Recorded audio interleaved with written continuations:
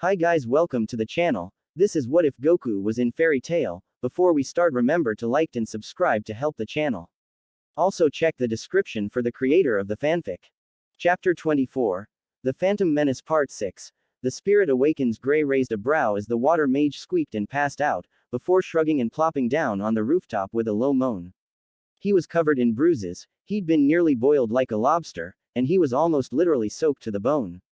He eyed the unconscious mage carefully. She looked really happy for some reason despite the savage fight that had just taken place.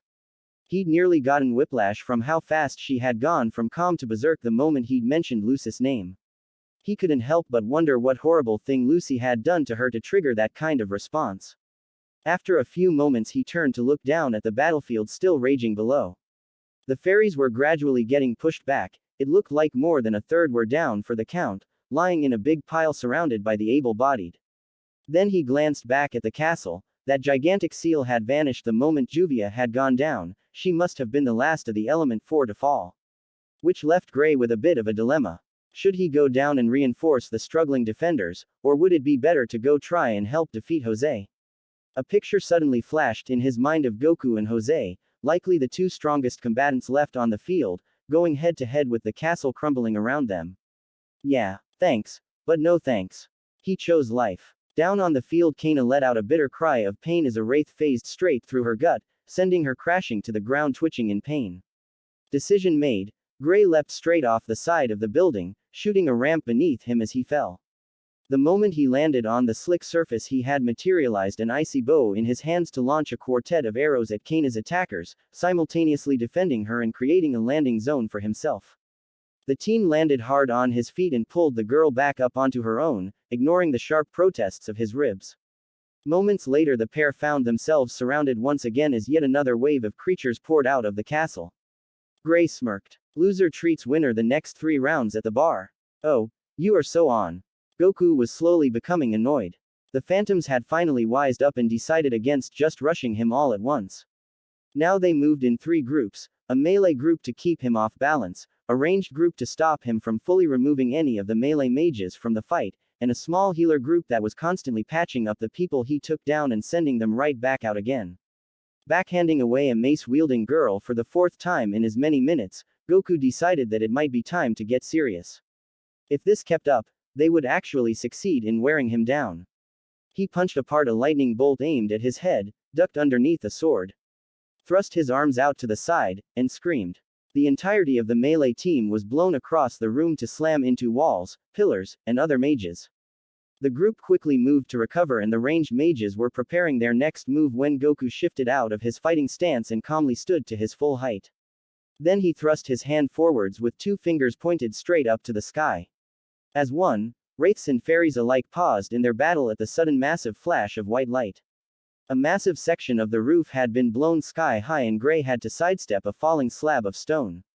Smoke was billowing out of the building, blocking whatever was happening inside from view.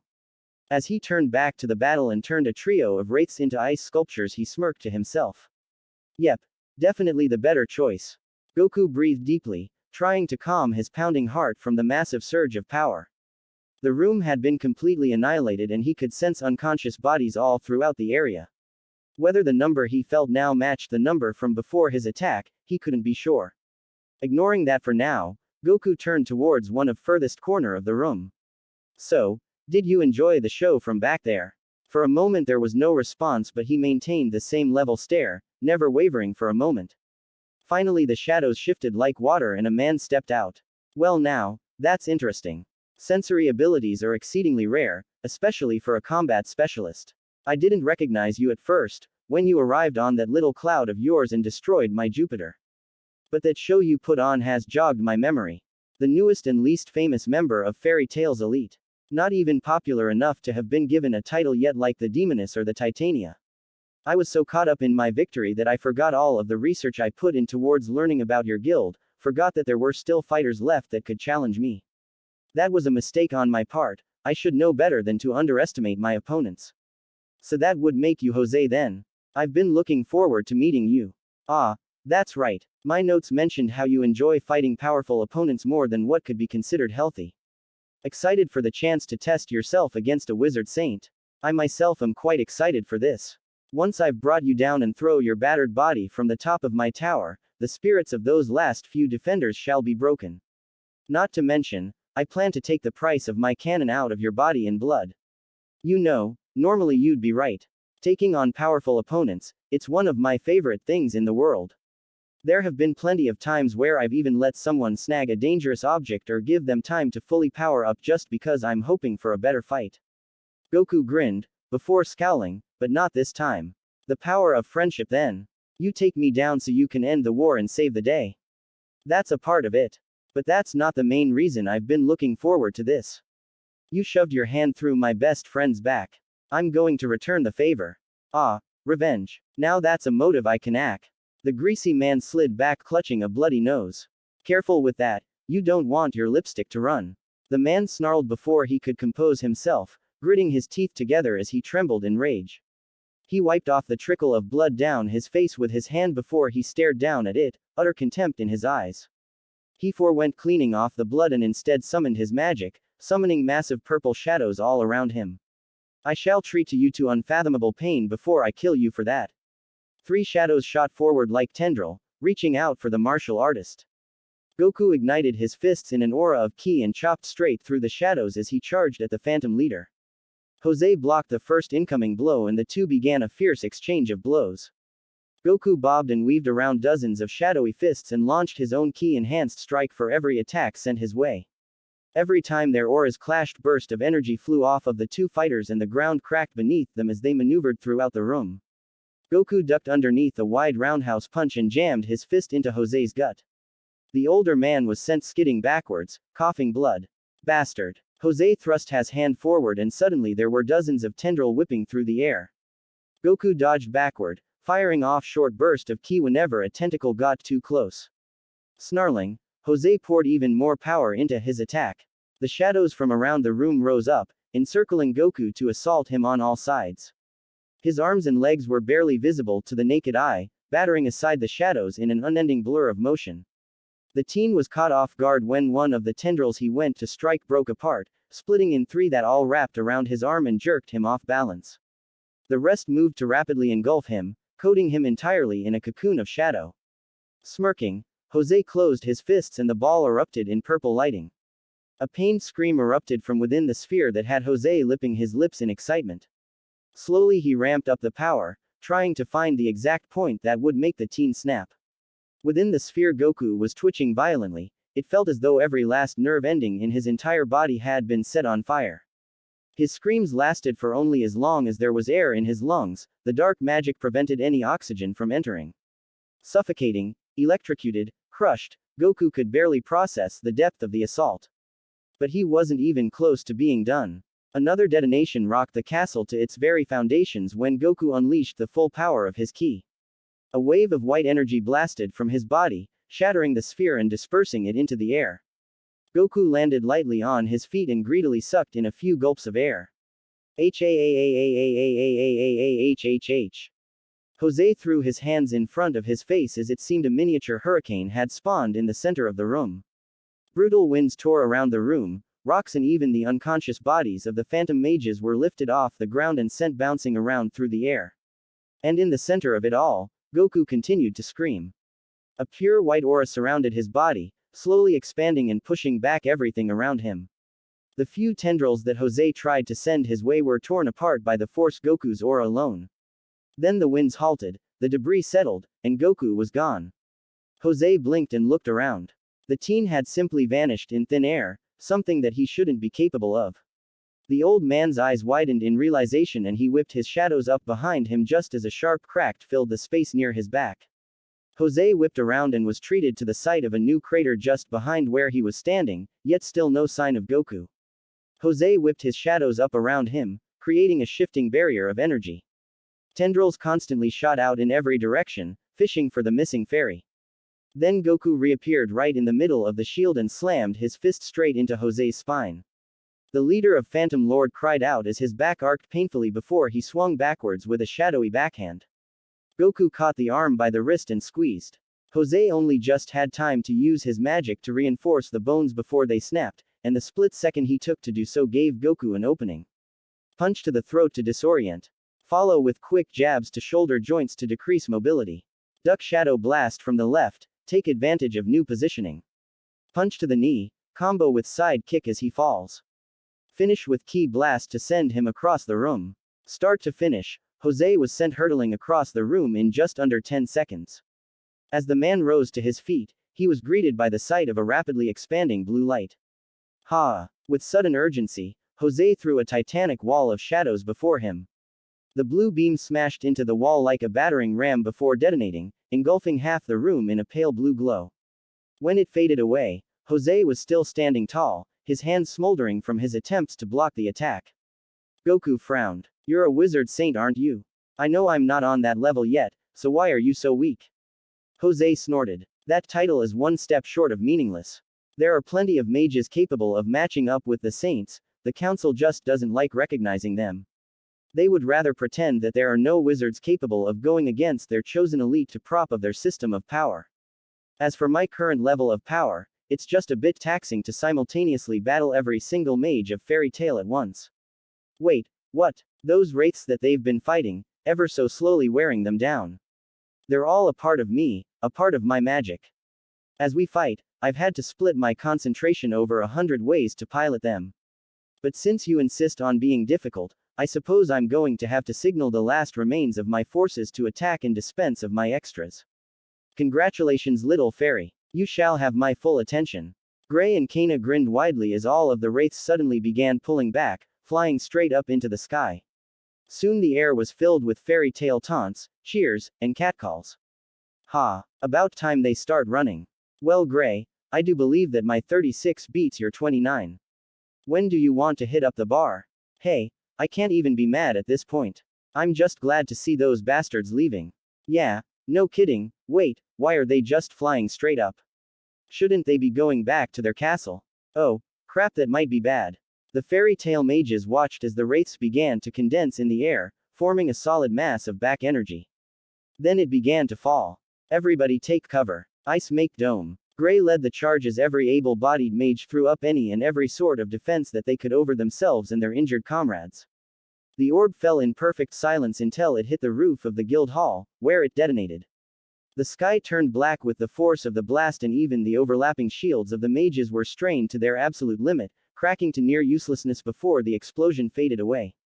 Gray groaned as he dropped the dome, his magic nearly totally depleted. Kana jumped up from behind him and pulled him up, her own magic having been useless for defensive purposes. When the two looked around to check on their friends, the first thing their eyes fell upon was a crater that occupied the spot that Fairy Tail used to reside. Holy shit, Kana mumbled out. Gray couldn't even vocalize his feelings, he merely stared at the dark scar in the ground with empty eyes. Kana had no such trouble. That bastard. I'm going to tear him apart for that. All of us, let's get in there and kick his ass. Oh, I don't know about that. A voice sounded out from behind her. The remaining fairies turned to see a drawbridge extending across the water with 24 mages waiting patiently at the end. They smirked confidently at the rattled defenders, the last batch of fresh fighters left in the conflict. Outnumbered, outgunned, tired to the bone, and unwilling to back down, Fairy Tail rallied itself for the next round.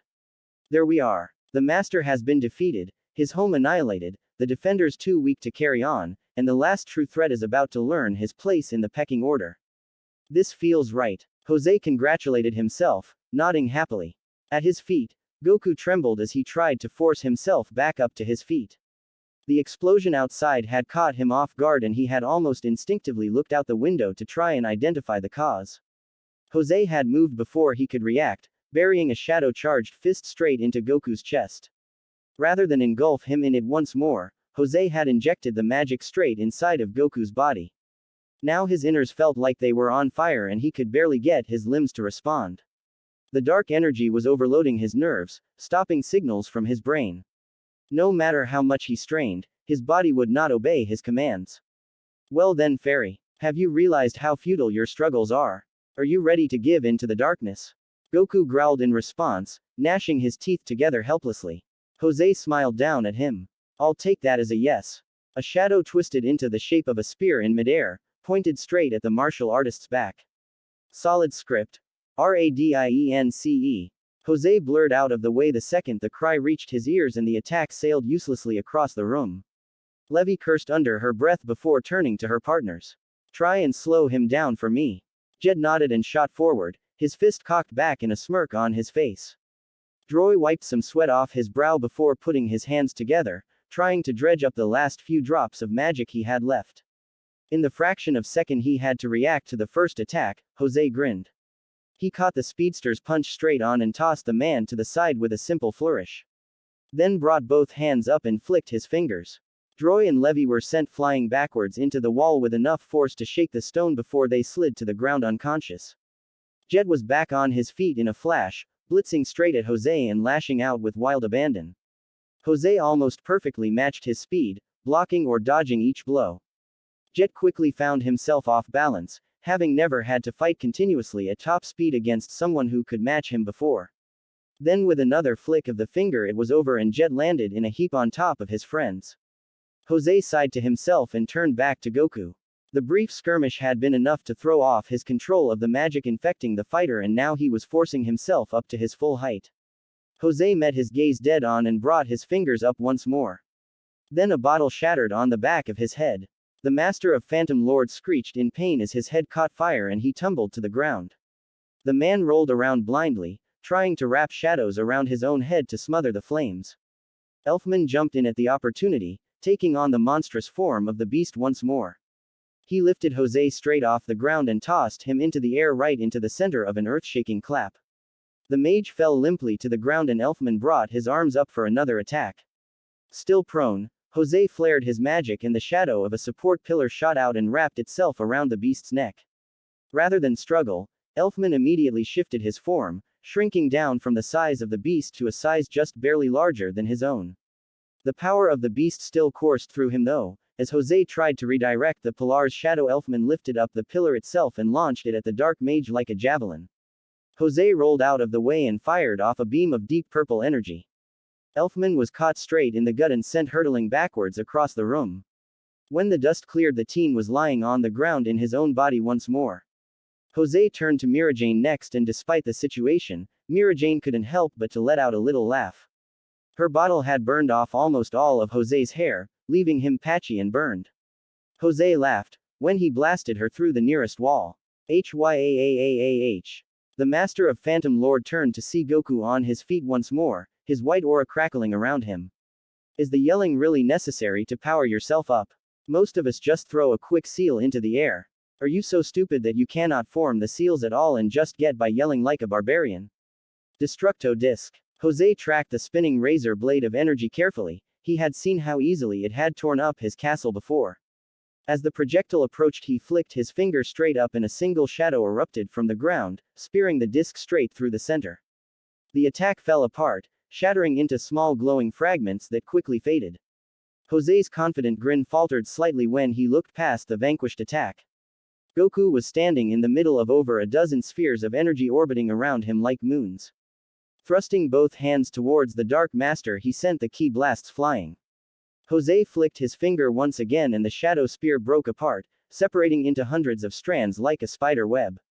They pierced straight through Goku's explosives and kept going right for the martial artist. Goku sank back and cupped his hands together as they approached. Ka, me, ha. The web burned away inside the intense blue beam and Jose was barely able to create another shield in time to try and block the attack.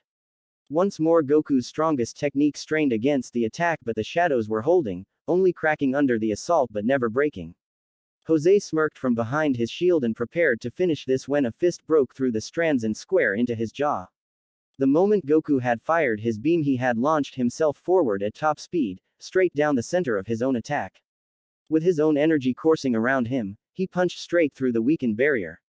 As Jose stumbled back Goku pushed past the remains of the barrier and launched himself at the Dark Mage. Jose fired blindly as he attempted to reorient himself, blinking tears from his eyes. When his vision cleared Goku was inches away from him, a ball of ki pointed directly at his chest. Goku looked the Dark Mage dead on in the eye as he slammed the attack home. The detonation tore through Jose's cloak and nearly blew his chest apart, leaving a raw gaping wound. Jose barely reacted to the attack though. With a wave of his hands his own shadow leapt up from the ground and wrapped around him, pulling the wound closed and sealing it in a matter of seconds. Then the shadow reshaped itself, forming a dark armor around the man from head to toe. Goku paused for a moment at the sudden change in appearance, examining the dark armor. Then he blitzed in with a barrage of punches and kicks, each and every one aimed at a joint or potential weak point. For the first few strikes, Jose merely weathered the blows, confident that his armor could outlast the assault. When his shoulder was nearly dislocated from a well-placed strike though, he was forced to take the initiative. His hand shot up and closed around Goku's incoming fist, stopping him cold. Goku strained against the grab, pulling and pushing wildly as he tried to break free. Jose stood unaffected by the struggling and gradually increased the pressure of his grip, dragging out a gasp of pain from his captive. Desperate, Goku charged up a giant ki blast in his free hand and fired it point blank into the armor's chest plate. Before it could land though, the armor morphed, firing off tendrils that engulfed the energy sphere, capturing it in midair. Then the tendrils launched themselves forward and Goku let out a scream of pain as his own attack detonated against his gut. As the teen's body gave out and began to collapse, Jose released his grip on Goku's wrist. Instead he caught the falling boy by his spiky hair and hoisted him up to eye level. "A nice try, boy. You almost had me a few times. I never would have expected that out of someone your age. Unfortunately, you've made a critical error. You've underestimated me. You don't know the power of the darkness." Gray let out a massive sigh of relief when a blast of fire caught the mage he was fighting from the side. Natsu charged onto the scene, dishing out fiery punches and kicks to every phantom he encountered until he slid into position between Kana and Gray. The pair had been the last ones standing. Every other fairy was either unconscious or completely drained, taking cover behind a small ice dome that Gray had thrown up to try and protect the wounded. They had barely managed to take out a measly third of the phantom mages before they were overwhelmed so badly that they could no longer go on the offensive. "About time, their flame brain. What kept you?" Gray shouted out as he hurled a lightning bolt. "Shut it, Popsicle. I was busy. That other dragon guy was no joke. I had to get Macau to give me the rest of his fire just to get over here." Kana groaned in annoyance. "So you're running on fumes too then? Shit. Just when I thought things might start turning around. Where's Happy? Maybe we can get him to grab some of our fighters from the infiltrator group to help out." Natsu shook his head at the girl as he ducked under a pair of glowing throwing knives. "I made him turn around when I saw the guild go up. He wouldn't be safe here." The assembled phantom mages began shouting out curses at the fairies, angered that they would dare try to hold a normal conversation in the middle of a battle. Like a swarm of wasps they began to strike, throwing everything they could at the trio in a final push for victory. Gray chuckled quietly to himself as he threw up another icy shield in front of himself. As Kana and Natsu slid into cover beside him, the girl grabbed the icy mage by the shoulder and began to shake him violently. "Come on, man, don't you dare conk out on us here. I'm sorry, it's just, this is the end, isn't it? We're at the end of our ropes, we have literally given everything we can. We're screwed." Natsu popped out of cover for a second to return fire briefly but quickly ducked down again when a lightning bolt almost caught him in the throat. He blinked the flashes of his life out of his eyes before turning over to Gray. "So, how much longer do you think you can hold this wall up? Honestly, the thing should have broken by now. I have no idea how I'm doing this." Kana and Natsu looked at the wall and watched as the cracks began to form, as pieces began to fall away. Then they joined their shirtless friend in laughter. They laughed long and hard, deep full-body chuckles as death reigned around them. "Damn, this really is it." Kana giggled. "Yeah, well, at least we broke the stupid robot." Natsu chuckled. "So, what do you guys say? One last charge for them to remember us by? Sure, why the hell not? Heck yeah, I'd get fired up to that." With that the trio rose up, lightning, ice, and fire all flashing. The attacks mixed together as they flew, creating a rotating beam of power that tore through everything in its path, spell and person alike. A half a dozen mages were sent flying back into the ocean in the blast and the rest were forced to scatter out of the way. But the attack faded away as quickly as it came, and as the three fairies staggered, their power completely drained. Before either side had a chance to recover, a massive white seal erupted into existence directly between the two warring sides. Like a monster rising from the depths of hell, a figure slowly floated up out of the ground. The phantoms watched the figure cautiously, but the moment the fairies spotted him their eyes lit up. The man was covered almost head to toe in bandages, and whatever clothes he had been wearing before were barely more than charred strips of cloth. However, the small tufts of blue hair sticking out of the top of the mummy's wrappings and the collection of staffs on his back made the man's identity all too obvious. Mystogan. The man nodded to his comrades briefly before he unfurled the largest of his staffs, pointing it straight into the center of the phantom mob. Sleep. The single, overpowering command swept through the ranks like an unstoppable typhoon, and as one the remaining mages collapsed to the ground. Grinning madly, Natsu limped over to stand beside the S-class mage. Man, that was so cool. You took them all out at once. We won. Not quite yet. Mystogan corrected quietly. Jose still stands. Goku is struggling to match him. What? Goku's losing. We have to get up there right now. Natsu staggered forwards toward the shore like he was going to dive straight in before Gray managed to catch him. Don't even think about it, man. You're in no shape to help out right now, and he's a wizard saint. Even if we went up there, we would get flattened in a couple of seconds. For that matter, how are you even planning on getting up there? Kana questioned. Damn it. Mystogan, you gotta get up there and help him. I am unable to do so. ARRGH. Why the heck not? Due to my carelessness, I was caught up in a trap set by Phantom Lord. I used the last of my power to ensure that these mages would not be able to kill all of our injured. I could not reach the castle in my condition, nor would I be of any use in a prolonged battle. Shit. There has to be something that we can do. Natsu groaned, desperately trying to force back an ever-growing feeling of helplessness. I believe our best course of action is to simply wait. Help is already on the way. Kana blinked. Wait, who's left to come help? Did Laxus finally pull his head out of his ass? Gildarts shook his head and pointed upward in response. The trio turned their eyes upward to witness a figure flying through the air, racing at top speed towards the castle. No way, Kana breathed. How the hell? Gray murmured. Aw man, now I really want to get up there. I can't believe I'm going to miss this. Goku coughed up a glob of blood as he dug himself out of the crater he left in the wall. He stumbled forward, barely stopping himself from face planting on the ground as he made his way back towards Jose. Jose stood in the middle of the room with his arms crossed over his chest, his shadows dancing around him as he watched the bloody fighter teeter around. Goku stopped moving halfway across the room and stood staring at the master of Phantom Lord with dead eyes. Then, slowly he rose both arms straight up into the air. Jose quirked an eyebrow up at the movement but made no movements to attack, curious of what Goku could be attempting. The two stood still for a full minute. Then two. Once the third one had passed, though, Jose's curiosity had vanished and his brow was twitching in barely suppressed anger. Well, are you going to do anything over there, or has your brain finally shut down? Goku made no move to respond. He merely kept up that same blank stare and kept his arms firmly up towards the sky. Fine then. As entertaining as this has been, consider this battle finished. Jose brought his arm up, his fingers waving slightly to form a shadowy spear beside him pointed straight at Goku's heart. Goku made no move to defend himself, he didn't even flinch. Instead he closed his eyes and waited. Snarling in rage, Jose thrust his hand forward and the sphere was sent rocketing forward. Goku heard the weapon fly, he felt its approach and he knew without a doubt that he had failed. The spear never hit. When Goku opened his eyes again, the first thing he saw was the remains of the weapon a mere 3 feet away from his body. Now, though it was slowly coming apart, the shadows were bleeding off of one another, twisting up into the air and vanishing. Then he saw Jose stumbling backwards, his hands flailing uselessly towards his back. He saw the glowing dagger sticking out of the back of the dark armor, sunk straight up to the hilt. And then he saw her. Erza Scarlet stood tall in her blackwing armor, her eyes hard as she watched Jose tumble to the ground. She always kept one eye on him as she circled around the room to come to a stop right beside her best friend.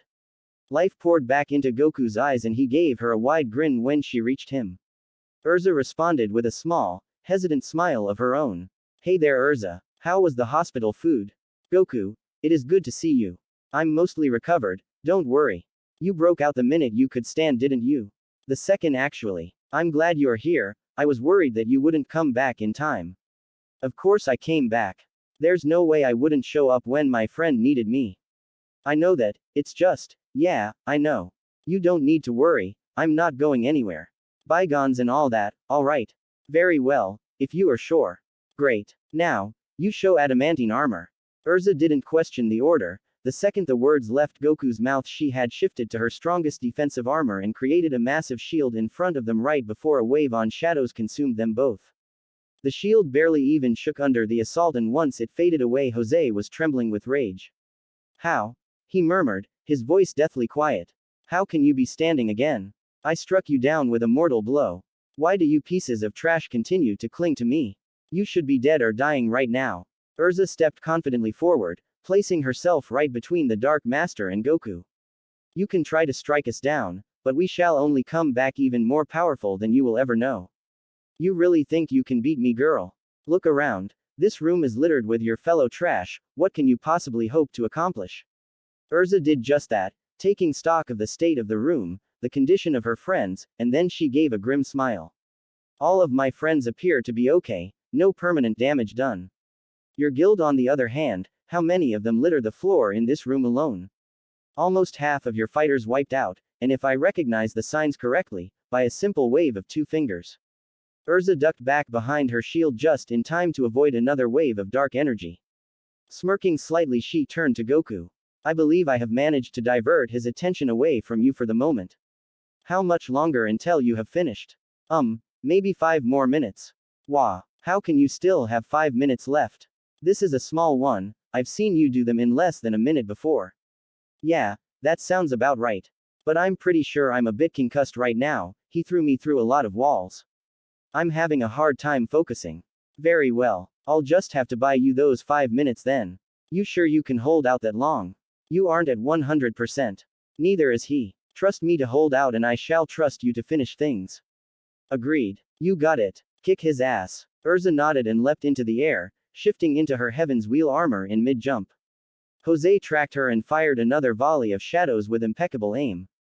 The redhead thrust both her arms to the side, summoning dozens of glowing white blades that she thrust downward in a volley of her own, crashing them against the shadows with enough force to tear straight through. Jose stood stock still as the blades approached and began to chuckle to himself when they all bounced off his black armor.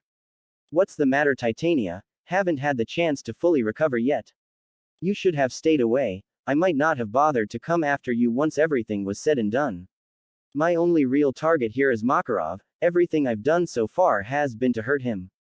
An up-and-coming warrior like yourself could have been welcomed into Phantom Lord with open arms once Fairy Tail was no more. Now though, you're going to give me no choice but to eliminate you.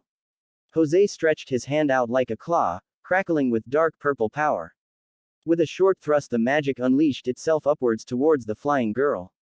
As it traveled, the magic shifted, mimicking the outstretched hand that Jose held high. Erza's eyes widened as the attack approached and quickly activated her requip. Jose blinked in surprise as a ball of light corkscrewed straight down around his attack to kick him dead in the face.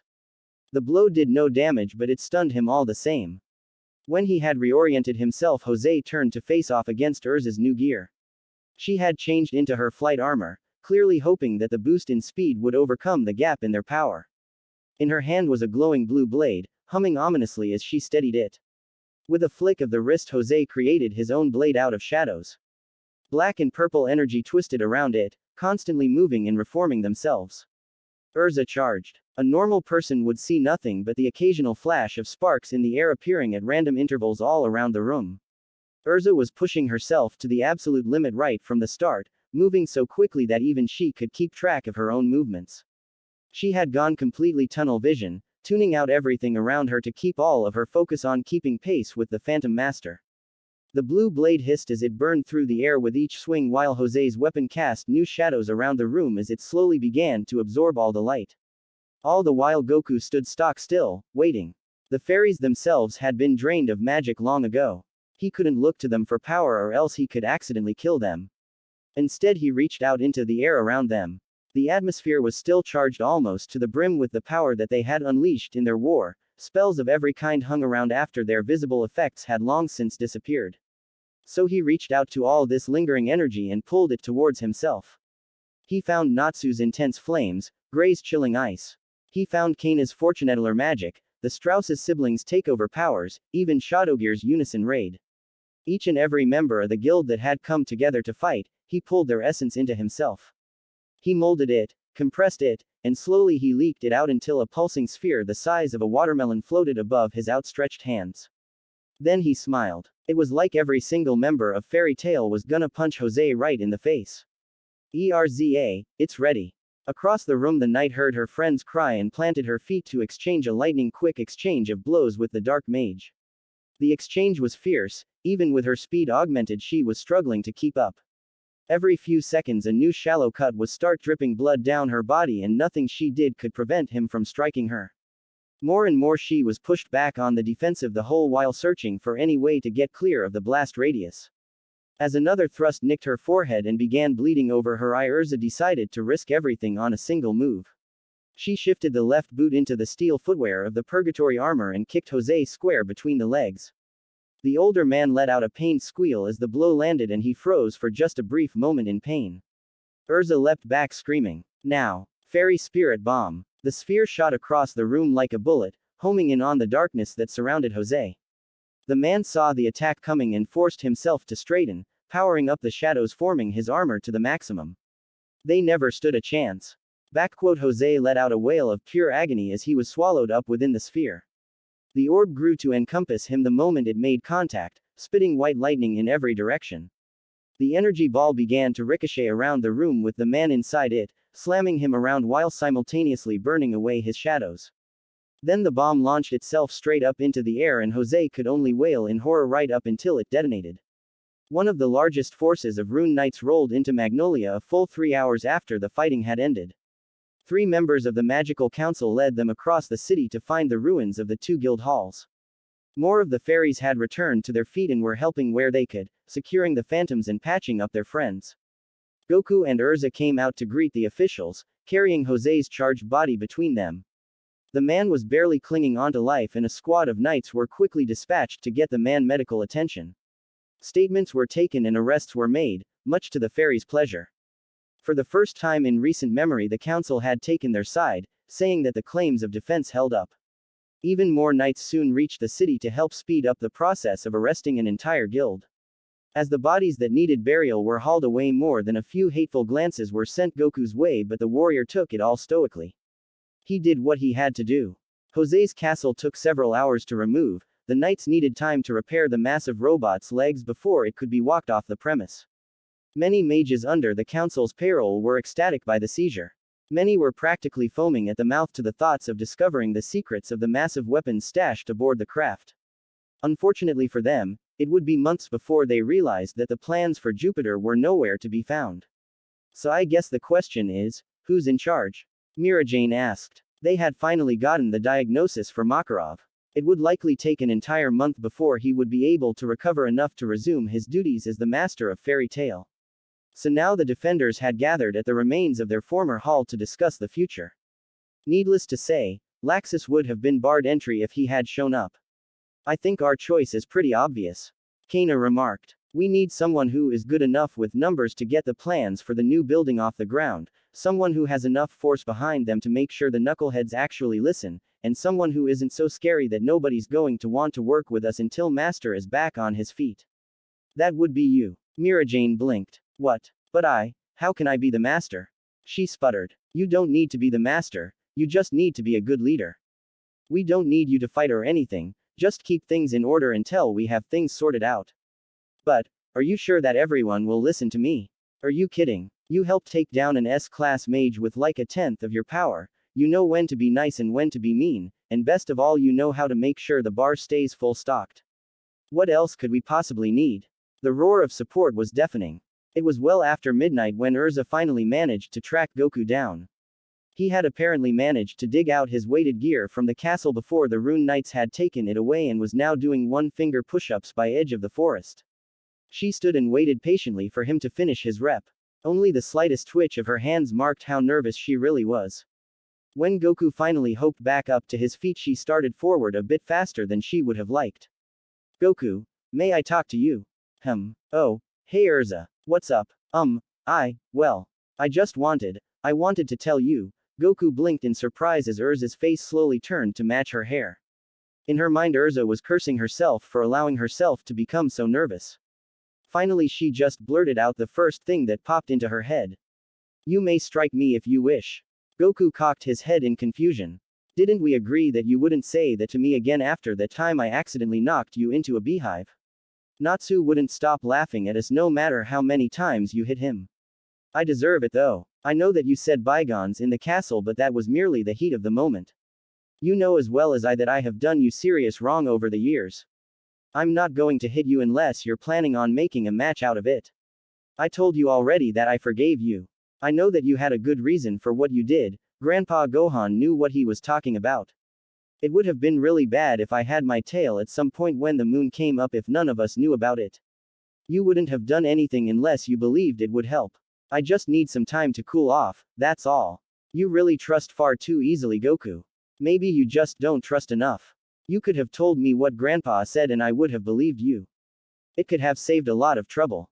You're right. I wasn't sure what would happen. Well, if you're really sorry, then maybe you can take a chance. I know you keep a lot of stuff bottled up, Erza. Maybe you should consider trusting me and everyone else at the guild some more. You don't need to face all of your demons alone. Erza nodded and bade Goku a quiet goodnight before walking off back towards Fairy Hills. She wanted to trust the guild, she wanted to trust him. She really did. But could she? How would they react when they realized that the strong warrior that so many looked up to was just the shell of a scared little girl still reeling from the destruction of her home and family more than a decade ago? How would they react once they learned of her time as a slave and how she chose to flee rather than confront her fears and try to save everyone? Would they still look up to her then? Would they even like her anymore? If she was the kind of person who would flee and abandon her friends, did she even deserve their trust to begin with?